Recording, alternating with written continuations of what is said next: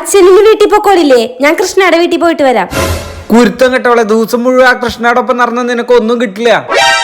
അച്ഛ, അവൾ എന്റെ കൂട്ടുകാരിയാ. മോളെ, കൂട്ടുകാരിയുടെ അർത്ഥം നിനക്കറിയോ? 1-2 മാസം കൂടെ നടന്നു എന്ന് വെച്ച് കൂട്ടുകാരിയാവില്ല. ഒരു നല്ല സൗഹൃദം ഉണ്ടാക്കി എടുക്കണമെങ്കിൽ വർഷങ്ങളോളം എടുക്കും. ഞാനും എന്റെ സുഹൃത്ത് പങ്കജാക്ഷനും കഴിഞ്ഞ് 40 വർഷമായിട്ടുള്ള സുഹൃത്തുക്കളാ. അതാണ് സൗഹൃദം. പിന്നെ നിന്റെ ഈ സുഹൃത്തുണ്ടല്ലോ, അവൾക്ക് നിന്നിൽ നിന്ന് കിട്ടാനുള്ളത് കിട്ടണവരെ നിന്റെ കൂടെ ഉണ്ടാവുള്ളൂ. കൃഷ്ണ അങ്ങനെയുള്ളവളൊന്നല്ല, അവൾ എന്റെ ആത്മാർത്ഥ സുഹൃത്താ. ആത്മാർത്ഥ സുഹൃത്താ?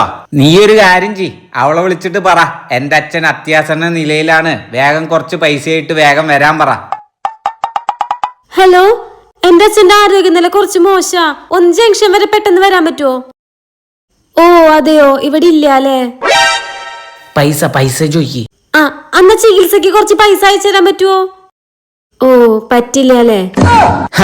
ഇത്രേ ഉള്ളൂ നിന്റെ ആത്മാർത്ഥ സുഹൃത്ത്. ഫോൺ കാണിക്ക്. ഇനി മേലാൽ എന്റെ മോളുടെ കൂടെ നടന്ന.